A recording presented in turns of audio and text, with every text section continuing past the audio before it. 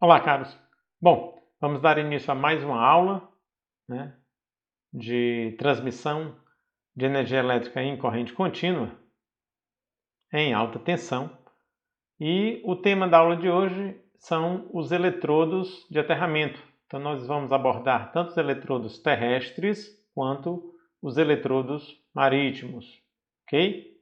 Então vamos prosseguir com a nossa aula abordando esse tema tão importante para os HVDCs. Muito bem. Bom, seguindo aqui com a introdução, a gente vai falar um pouco sobre os eletrodos, né, de HVDC. Né? Ele contextualiza aqui que os eletrodos de HVDC têm os seguintes propósitos: fornecer uma referência no lado de corrente contínua, o lado CC ou DC, né, do elo. Em sistemas bipolares, fornecer caminho para as correntes de desbalanço. Então nós sabemos que os eletrodos eles são importantes tanto para os sistemas bipolares quanto para os sistemas monopolares, né? Os sistemas bipolares eles podem também atuar como monopolares, a gente vai discutir um pouquinho sobre isso na aula de hoje. E para os sistemas bipolares, o que ele vai fazer é isso, fornecer um caminho para as correntes de desbalanço, né? Em sistemas bipolares, também tem o objetivo de fornecer caminho de corrente de retorno durante as faltas transitórias e permanentes, né? Então, aconteceu uma falta, a corrente vai retornar através do eletrodo de aterramento. Em sistemas monopolares, sem o cabo de retorno, né? Fornecer o caminho de corrente de retorno permanente. Então, se esse retorno não é metálico, você vai ter o retorno pela terra e o eletrodo de aterramento ele vai fornecer esse caminho. Note que o retorno pela terra tem uma resistência bem menor do que pelo condutor, pelo retorno metálico, né? Isso contribui para a minimização das perdas. Então, a gente já vai observando aí essa pontuação que a brochura do SIGRE ela faz, né? A gente está trabalhando aqui nessa apresentação, pessoal, baseado na brochura, né? TB, Technical Brochure, né? TB 675, tá certo? Do SIGRE. Eu vou disponibilizar essa brochura para vocês através do Teams e também através do sistema SIGA. Muito bem, vamos seguindo. Algumas definições, porque a gente vai falar numa linguagem técnica própria para os HVDC, claro, mas mais especificamente para os eletrodos de aterramento. Então, é possível que algumas definições vocês ainda não tenham tido acesso a estas. Então, vamos começar aqui com algumas. Na brochura vocês vão ver que existem muito mais definições, né, sobre esse tema específico dos eletrodos de aterramento. A gente aqui vai tratar de algumas delas somente, tá? Complemento vocês poderão fazer acessando a própria brochura. Bom, operação catódica, o que vem a ser o eletrodo de aterramento operando como um catodo, ou o eletrodo de aterramento operando como um anodo, ou operando com as duas funções, ora catodo, ora anodo, certo? Então, operação catódica é a operação do eletrodo em que o eletrodo emite portadores de cargas negativa para ou recebe da Terra, né? Então ele emite cargas positivas para a Terra ou recebe portadores de cargas positivas da Terra, certo? Então isso aí seria a operação como um catodo. A operação como anodo é o contrário, né? É aquela operação na qual o eletrodo ele emite os portadores de carga positiva para a Terra ou recebe os portadores de carga negativa da Terra, certo? Então, esse I/O aí é porque, em alguns casos, pessoal, os eletrodos eles podem funcionar tanto como anodo quanto como catodo, tá certo? E não, ou seja, claro que se você tem uma instalação monopolar, você vai ter numa ponta o eletrodo funcionando como anodo, na outra ponta funcionando como catodo. Perfeito. Mas se você tem uma instalação bipolar, esse fluxo ele pode mudar de sentido. Então você pode ter aquele eletrodo daquela determinada ponta, vamos chamar de as pontas nas extremidades A e B. Então aquele eletrodo da extremidade A, ora ele pode funcionar como anodo, ora pode funcionar como catodo. Mesma coisa para o eletrodo da extremidade B, ora pode funcionar como anodo, ora pode funcionar como catodo, tá certo? Então muito bem. Retorno pela terra, o que é isso? É aquele modo de operação, né, para um sistema HVDC no qual ele utiliza a terra, mas também pode ser água do mar. A gente vai falar um pouco mais sobre isso ao longo dessa aula, certo? Como caminho de retorno. Então você não tem um retorno metálico, você não tem um retorno através de cabo. Né? Às vezes você tem uma distância muito grande e aí esse retorno é feito via terra. Né? Chama retorno pela terra, que pode ser pela terra ou através da água do mar, pode ser também. Eletroosmose, isso aqui é uma definição muito importante, pessoal, muito importante. Eletroosmose é o movimento da água para longe de um anodo, tá certo? Ou em direção a um catodo, devido ao gradiente elétrico no solo, afetando assim os níveis locais de umidade do solo. Tá? Então, o que acontece? Muitas vezes, pessoal, a corrente que circula por um eletrodo de aterramento é uma corrente altíssima, tá certo? E essa corrente ela é tão alta que ela afasta a água, né, daquele sistema, né, torna aquele sistema mais seco, menos úmido, tanto por esse próprio movimento causado pela eletroosmose, quanto pela altíssima corrente que faz com que a terra fique mais seca, ela seca, a água se evade dali, vai-se embora, tá certo? Isso diminui bastante a umidade naquele ponto, dificulta, tá certo? Esse retorno, porque você vai ter ali uma resistência maior, tá? E também pode até levar ao dano permanente dos eletrodos, tá? Então, a eletroosmose, ela deve ser evitada, tá? Então, é essa ação de movimento da água para longe do eletrodo.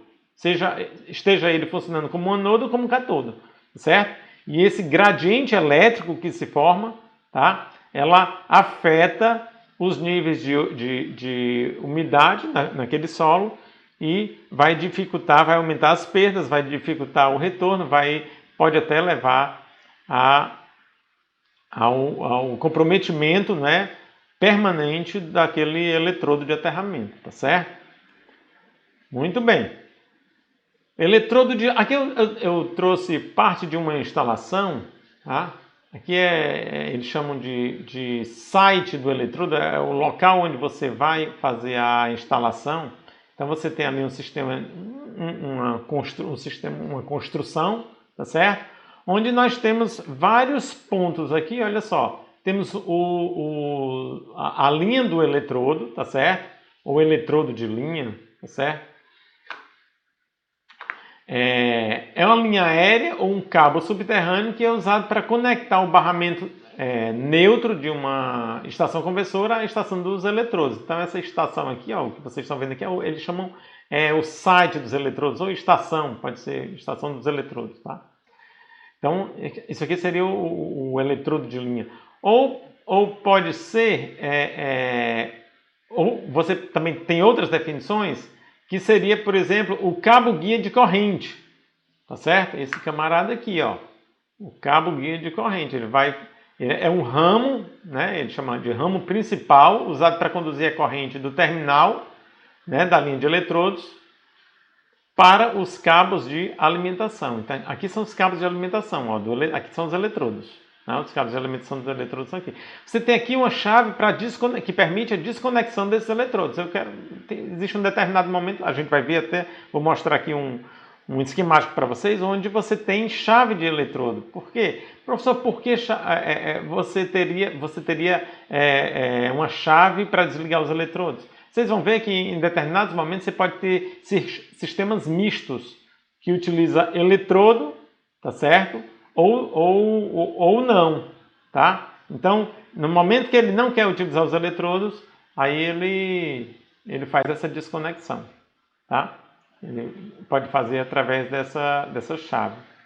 E os cabos de alimentação, que são esses cabos propriamente ditos, que ficam conectados aos eletrodos, né? Cabo usado para guiar a corrente desde o fio guia, né? Esse daqui, ó, até os elementos do eletrodo, tá? Muito bem. Fio guia ou cabo guia, tá certo?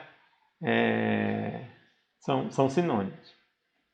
Bom, então aqui a gente tratou de algumas definições, pessoal, para que a gente possa conversar mais solto, digamos assim, né, sobre esse tema, tá? Então, como eu falei para vocês, essa aula ela é baseada na brochura TB 675 do SIGRE, tá certo? TB 675, né? E eu vou disponibilizar para vocês, a gente vai erguer nossa aula sobre essa brochura. Pois bem, então, ele começa fazendo aqui um paralelo entre os eletrodos terrestres versus os eletrodos marinhos, né?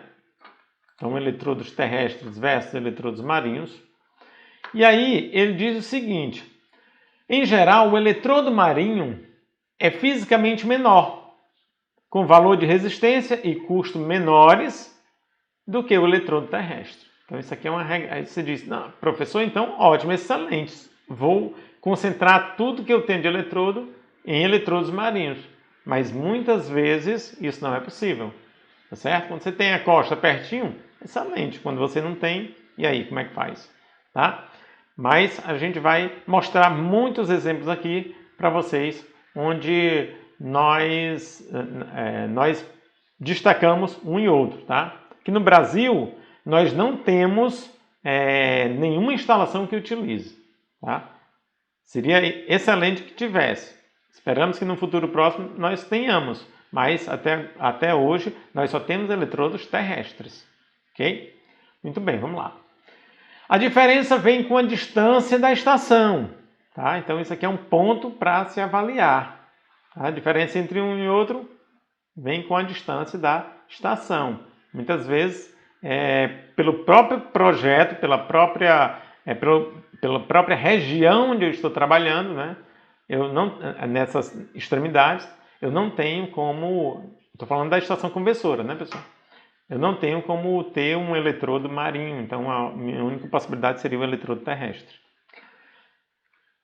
Bom, a brochura do SIGRE, ela define 3 tipos de eletrodos terrestres e 3 tipos de eletrodos marinhos, né? Os terrestres, vamos lá. Ele chama raso horizontal, é um eletrodo em linha, em circular, em estrela ou irregular, certo? Então ele tem uma determinada geometria e ele é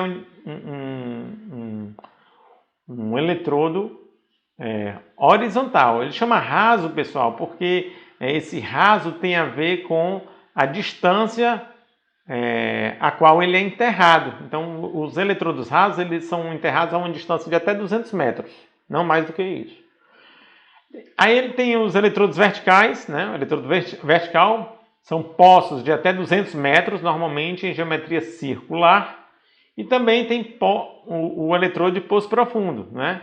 Chamado aí Deep Well, que vai até 1 km de profundidade, certo? Esses poços profundos. Então esses aí são os eletrodos terrestres. Mas também tem os eletrodos marinhos, né? Então os eletrodos marinhos eles se dividem também em 3. É o marítimo, né? Esse daí fica no mar, propriamente dito. Tem o praiano, que fica na praia, na praia mesmo, na areia. E tem o lacustre, que ele é instalado em lagos. Ok? Esse lacustre instalado em lagos. A gente vai ver cada um deles em detalhes, tá? Tipos de eletrodos ainda, a gente está tratando dos tipos. E aqui a gente vem com algumas características e alguns exemplos também, para vocês já irem se baseando. Ok? Algumas características e alguns exemplos. Então, primeiro tipo, terreno. Horizontal raso, tá? Ele é horizontal raso. Então, a parte ativa desse eletrodo está no solo superficial, ok? Geralmente localizado próximo ao local do conversor. A vantagem dele é que ele tem baixas perdas, né? Em comparação com outros tipos de eletrodos, tá? Então ele está dizendo aqui, baixas perdas na linha do eletrodo e na potência do eletrodo em comparação com a linha neutra, tá? Desvantagem, ele pode ter alta elevação de temperatura e altos potenciais, isso aí sempre é preocupante, né, pessoal? Principalmente por pessoas e animais que estejam ali por perto. Potencial para eletroosmose, então passa uma corrente muito elevada, ele pode desenvolver, pode acontecer o fenômeno da eletroosmose, ou seja, pela alta corrente que atravessa esse eletrodo, você pode ter aí um ressecamento do solo e a diminuição drástica da umidade, né? Favorecendo o aumento de perdas e até podendo levar ao dano do eletrodo, como a gente já explicou. Não pode ser considerado para operação contínua no retorno pela Terra, tá certo? E um dos exemplos está no Rio Nelson, tá? Um eletrodo em anel raso. Eu vou já mostrar esse exemplo para vocês. Eu estou alinhando 2 a 2, aí eu mostro logo esses dois exemplos aqui para vocês em figuras daqui a pouquinho.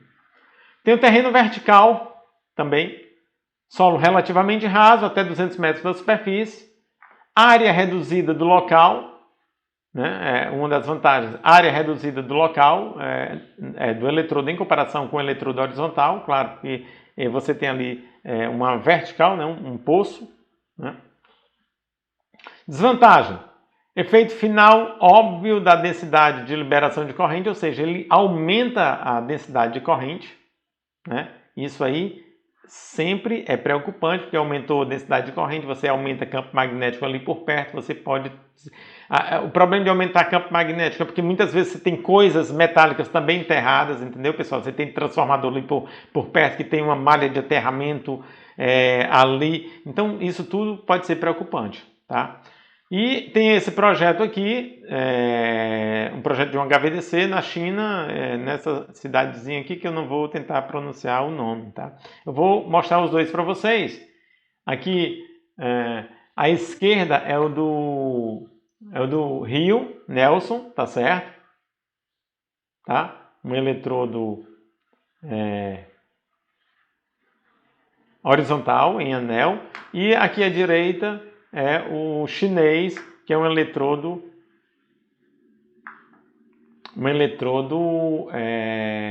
em poço, né? Um eletrodo vertical, tá certo? Em poço, tá? Muito bem. Vamos passar adiante.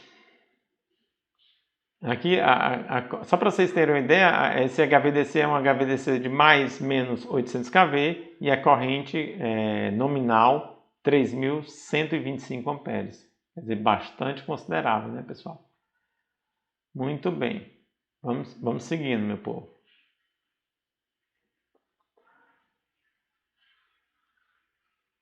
Depois você continua com o eletrodo terreno, né? O terrestre. Só que agora poço profundo, né?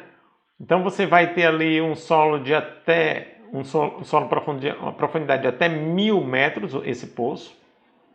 Vantagem, área mínima do local do eletrodo de terra. Talvez nenhuma linha de eletrodo perto ou na estação conversora. Desvantagem, aumento da densidade de corrente. Aumentou a densidade de corrente sempre é desvantagem, né, pessoal? Mesma coisa do anterior. E aqui a gente tem um outro exemplo na China. Tá? Marítimo, parte ativa está na água do mar. Vantagem, baixa resistência à terra. Baixas perdas. Sem aumento de temperatura, sem risco de eletroosmose. Ok? Desvantagem, deve atingir baixa densidade de corrente para evitar a evolução de cloro. Ok? Então, eu preciso que ele tenha uma baixa densidade de corrente. Não está dizendo que ele tem baixa densidade de corrente. A desvantagem é que eu tenho que manter essa densidade de corrente baixa, tá certo? Se eu não mantenho essa densidade de corrente baixa, pessoal, vai criar um fenômeno chamado pó de giz, né? É um depósito, né, de uma substância branca, ela ganha esse nome, né, de pó de giz pela aparência parecida, tá? E eu tenho aqui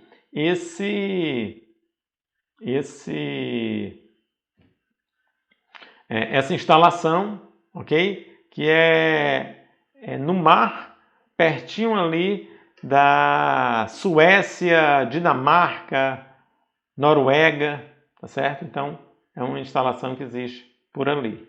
Então, eu tenho aqui os dois exemplos. Esse aqui é o chinês e esse aqui vou chamar de sueco. Eu não sei exatamente se ele é sueco. Ele está naquela região ali da Suécia, Dinamarca e Noruega. Então, isso aqui seria os dois exemplos, né? Muito bem. Mais uma vez enfatizando, os exemplos anteriores, né? À esquerda você tem o chinês, é poço profundo, à direita você tem o eletrodo marítimo, né? Isso aí é o eletrodo marítimo, tá? Instalação no mar. Bom, depois você tem o praiano e o lacustre, tá? O praiano na areia, na própria areia da praia, na praia, exatamente, né? Na praia, e o lacustre numa lagoa, tá? A gente vai ver as características dessa lagoa. Essas duas instalações, elas também são suecas, tá? Então, solo saturado com água do mar, a parte ativa vai estar ali para o praiano, né? Baixa resistência à terra, é uma das vantagens, né? Com isso, baixas perdas, facilidade para trocar peças ativas. Isso aí ele destacou como vantagem, né? Desvantagem, variação do nível da água das marés pode afetar as características, né? E está sujeito à erosão em tempestades. E o lacustre, ele vai também estar, a parte ativa dele vai estar na água do mar. Você vai dizer, mas professor, ele não é uma lagoa? Mas a gente vai ver quais são as condições dessa lagoa, tá certo? Vantagem, baixa resistência também por conta da característica da água do mar, baixas perdas, também facilidade de trocar peças ativas, né? Desvantagem, requer construção de quebra-mar. Então vocês já viram que essa lagoa, na verdade, muitas vezes você pode aproveitar uma lagoa natural, mas em vários casos você faz uma lagoa artificial, né? E perto do mar você põe um quebra-mar de forma que essa água salgada do mar entre e construa essa lagoa, tá? Requer construção de quebra-mar, tá certo? E o design dele favorece a alta densidade de corrente, né? E resulta em altos potenciais. Como eu falei para vocês, alta densidade de corrente sempre sendo apontada como uma desvantagem. Então, o primeiro deles aqui, tá certo? O praiano. Essa instalação, aqui à esquerda, e aqui nós não temos a foto de nenhuma, por enquanto, mas eu tenho aqui uma figura que representa bem aqui esponja, aqui seria o lago, né, ou a lagoa, e aqui o mar. Você tem um quebra-mar e você tem infiltração da água do mar aqui para dentro da instalação, onde você tem aqui os eletrodos, né? Certo? Cabo de alimentação e eletrodos, que você tem toda a construção, uma vista de cima e aqui um corte lateral, digamos. Tá? E aqui você tem o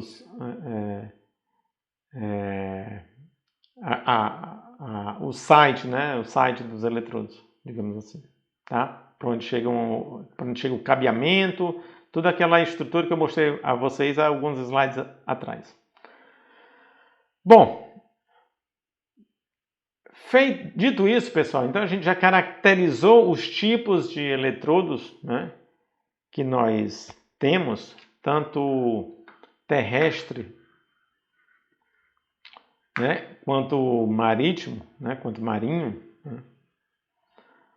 E aí nós agora vamos mostrar algumas características desses eletrodos, tá certo? Então, primeiro aqui eu vou começar com o eletrodo terrestre raso, tá? Aqui eu tenho uma configuração desse eletrodo em anel, ok? Profundidade dele, ele é muito raso, né? 2 a 3 metros. Eu acho, se eu não me engano, nos primeiros slides, eu devo ter passado a informação equivocada para vocês, quando eu falei que a profundidade dele chegava a 200 metros. Não, quem chega a 200 metros é o outro eletrodo, não é o eletrodo terrestre raso, tá certo? É o eletrodo vertical, tá? O eletrodo vertical que chega a 200 metros. E o bolso profundo chega a 1000 metros, tá? No máximo.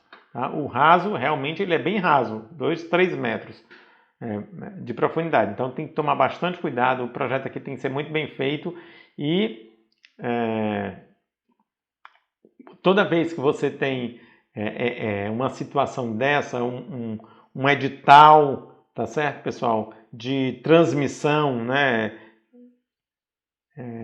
aberto pelo governo, então todos esses pontos, todas essas características técnicas, né, de área de servidão, não é todo mundo que pode circular naquela região, porque por conta do alto perigo que eu tenho ali. Esses eletrodos, eles têm corrente passando por ele. Muitas vezes, em muitos casos, você tem corrente continuamente circulando por eles. E aí, nesse caso, tá certo? Aí é que você precisa tomar mais cuidado e mais tarde a gente vai falar.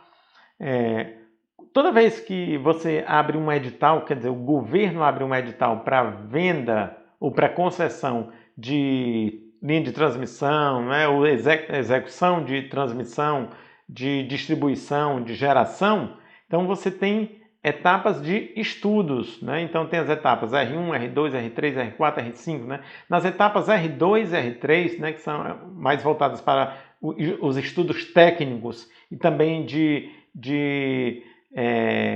agressão, digamos assim, ao meio ambiente, ou o impacto, vou mudar a palavra, possíveis impactos para o meio ambiente, esse tipo de estudo aqui que a gente está mostrando para vocês, esse tipo de análise, ela tem que estar presente nesses estudos R2 e R3, tá certo? Então, que são justamente aqueles estudos dedicados à parte técnica, né, especificação técnica e também impactos ambientais. Muito bem. Então, vocês viram aqui a distância muito pequena, né? 2 a 3 metros, né? Você tem aí o corpo aqui do eletrodo, tá certo? Com aproximadamente 75 centímetros, né? Um corpo quadrado, 75 centímetros de lado, tá? E aí você tem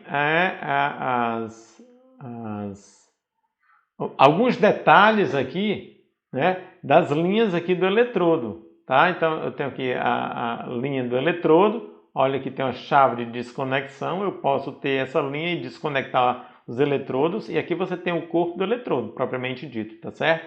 Então eles não são contínuos, vocês estão observando que eles são alocados de tal sorte que eles formam um desenho circular, porém eles não são contínuos, tá? Muito bem.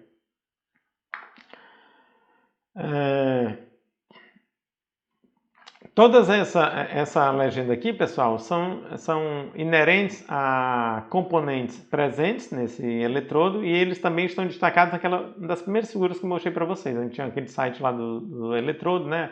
O cabo chegando, a linha chegando, né? E fazendo a conexão com os eletrodos propriamente ditos, tá? Aqui você tem um eletrodo terrestre vertical, né?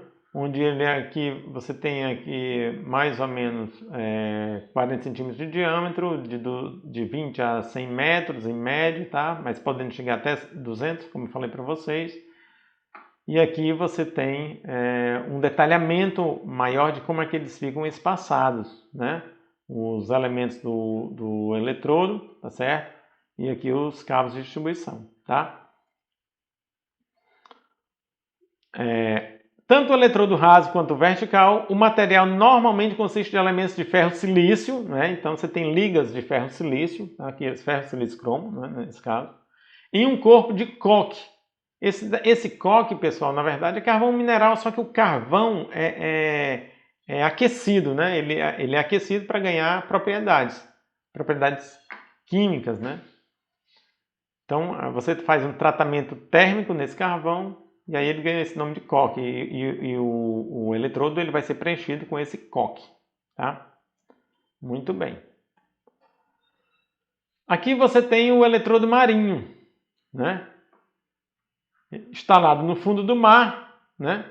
E subeletrodos e cabos de conexão submersos na água do mar, ok? Então você tem o eletrodo propriamente dito instalado no fundo do mar, e você tem subeletrodos para fazer essa conexão e os cabos, né, submersos na água do mar. Então essas aí são características desses eletrodos, tá certo? Aqui é o praiano. Esse aqui não é o marítimo, né? Esse aqui é o praiano. Ele é instalado na terra, na própria praia, tá certo? E subeletrodos enterrados em contato permanente com a água salgada que fica no subterrâneo, tá? Para isso aí vai conferir a eles uma baixíssima resistência, uma baixa perda, tá certo? E tudo mais, ok? Então esse aqui é uma instalação ou um desenho, né, de como é que seria o eletrodo praiano, tá?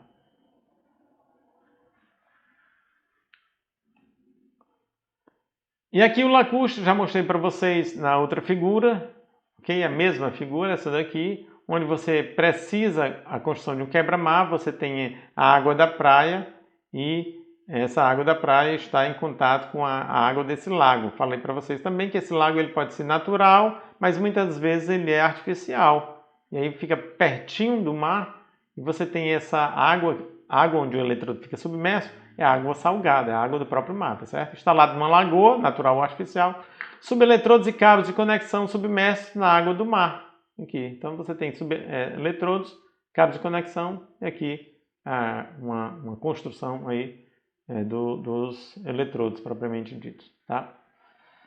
Muito bem. Aqui a gente tem alguns exemplos, né? Lacustre, olha só. Aqui você tem aquela barreira ou quebra-mar, como eu vinha falando para vocês, mas você tá vendo aqui, ó, que tem uma entrada do mar para essa lagoa. Você tem aqui um eletrodo de 40 metros, né? Esses eletrodos, né, os eletrodos que estão em contato direto com a água salgada, a água do mar, eles ganham aquela característica que eu mostrei para vocês, pessoal, eles são menores, né? Então tem menor custo também, menores perdas, tudo de bom. E aqui você tem um terrestre, aí, Itaipu, olha aqui, 1 km de diâmetro, circular, terrestre horizontal circular, tá certo? Itaipu, 1 km de distância, de diâmetro, tá certo? As correntes nominais deles dois são similares, 2.500 amperes. Aí você faz um paralelo muito interessante, olha só. Esse aqui tem um diâmetro, né? Só o diâmetro é 25 vezes o comprimento desse eletrodo, tá? Ou seja, o terrestre. Se você fizer aqui quanto é que está esse eletrodo, né, Qual é o comprimento dele? Você teria que multiplicar aí pelo diâmetro, né? O diâmetro vezes π. Então você tem aí mais de 3.000 metros, se fosse um círculo perfeito, pelo menos pelo ângulo aqui da figura é mais ovalado, não é? Mas você teria aí cerca de 3 quilômetros, enquanto que o outro 40 metros, né? Então é uma distância, é uma diferença bastante considerável, ok? Vamos seguindo. Olha só, as configurações de HVDC e uso de eletrodos. Como é que eu uso o eletrodo nas configurações de HVDC as quais eu conheço, né? Eu já tenho conhecimento. Então, aqui eu tenho uma configuração bipolar, né?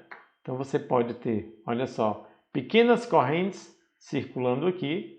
Geralmente, pessoal, essas correntes não ultrapassam 2%. Então, 1 a 2% da corrente nominal é uma corrente de desbalanço, ok? É uma corrente de desbalanço.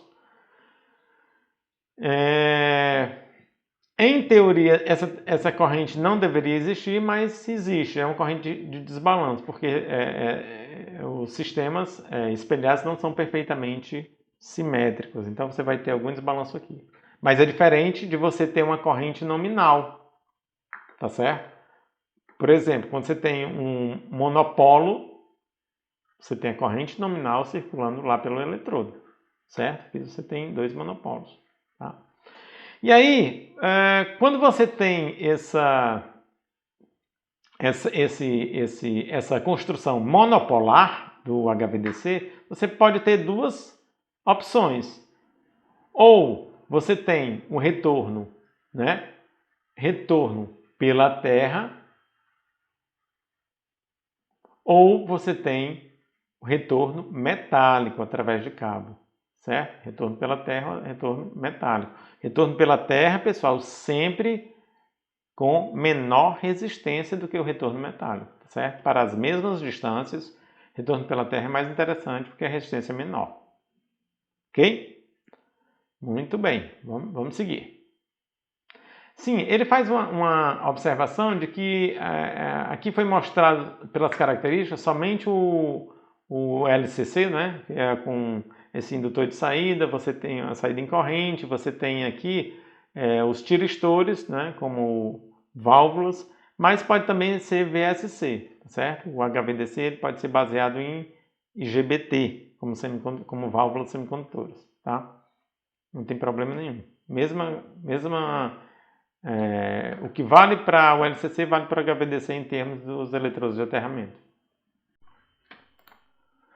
Bom, pessoal, essa figura ela mostra, né, um esquemático, ok, de um HVDC, um esquemático simplificado, claro, de um HVDC bipolar, e você tem retorno tanto pela Terra quanto retorno metálico.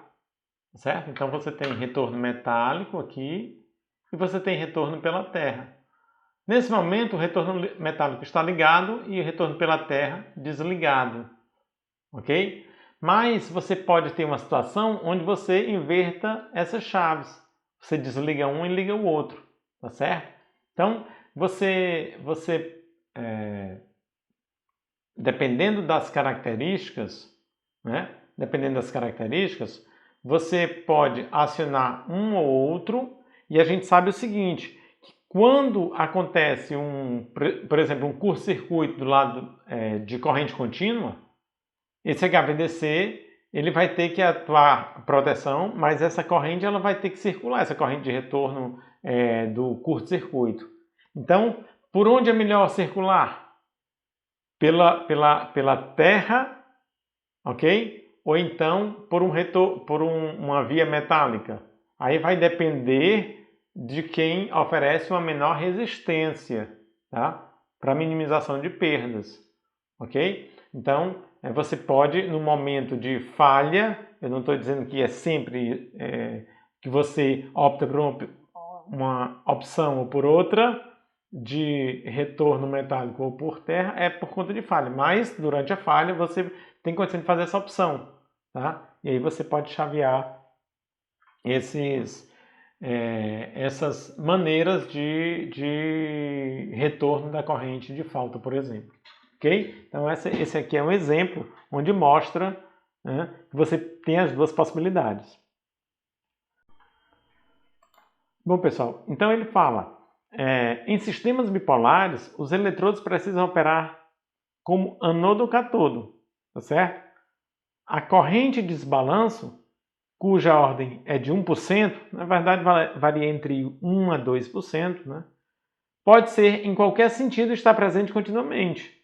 Ou seja, eu não tenho os polos, né, tanto positivo quanto negativo, com espelhamento perfeito.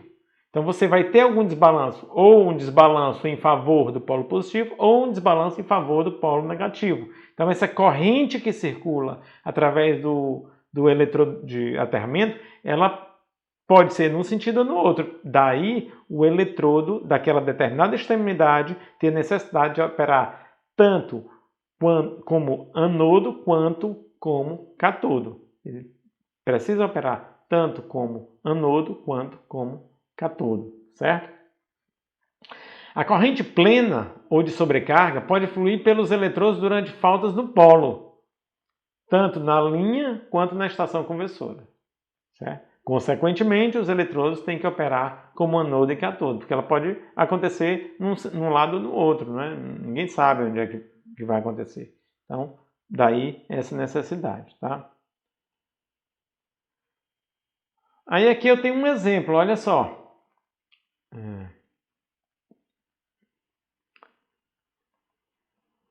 Como exemplo, a gente vai utilizar o HVDC do edital lá do Xingu, tá certo?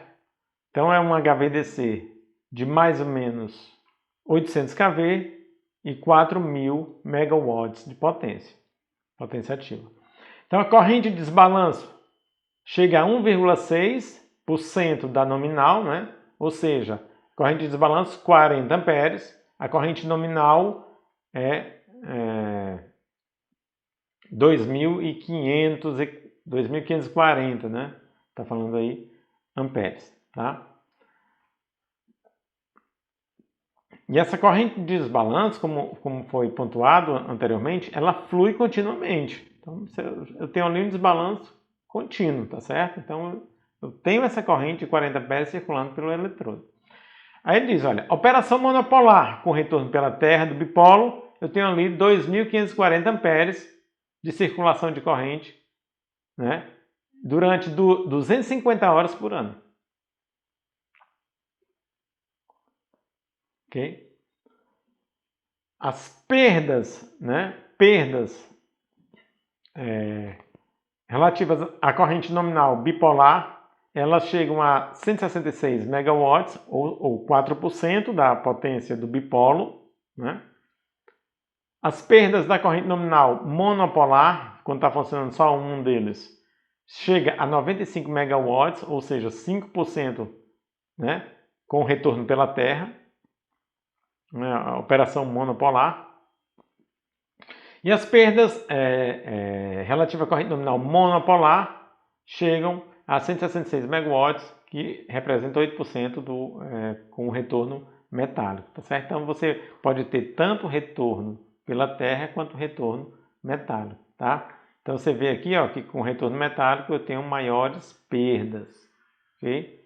Ela representa 8%. Aí você diz, mas professor, 166 megawatts representa 4% e aqui 166 representa 8%? Claro, porque aqui eu estou me referindo à potência total do bipolo. E aqui eu estou me referindo à potência de um polo somente, um monopolar, tá certo? Então é o dobro, né? Então se ela chegou no número igual em megawatts, né? Então significa dizer que como a potência caiu pela metade, esse número aqui representa o dobro das perdas, que no primeiro caso, no caso bipolar, tá? Bom, características: 2.000 km de distância entre as duas extremidades. Então você tem 2.000 km aproximadamente, na verdade acho que é 2.100 mais ou menos, aproximadamente 2.000 km entre Xingu, a estação conversora de Xingu, e a estação conversora de Estreito. Xingu no Pará, Estreito em Minas Gerais, tá certo? 6 condutores por polo são as características. Linhas de eletrodo de 50 km, 2 linhas, né? E por eletrodo você tem aí uma resistência em ohms de 0,35 ohms. Vocês vão ver que quando a gente tem o retorno pela Terra, né? O retorno pela Terra, essas resistências elas são mais baixas, tá? A gente tem um quadro lá na frente que caracteriza bem isso aí. Ok, pessoal? Então, a primeira parte da nossa aula a gente encerra aqui e fiquem atentos para os próximos vídeos, ok? Até a próxima, pessoal!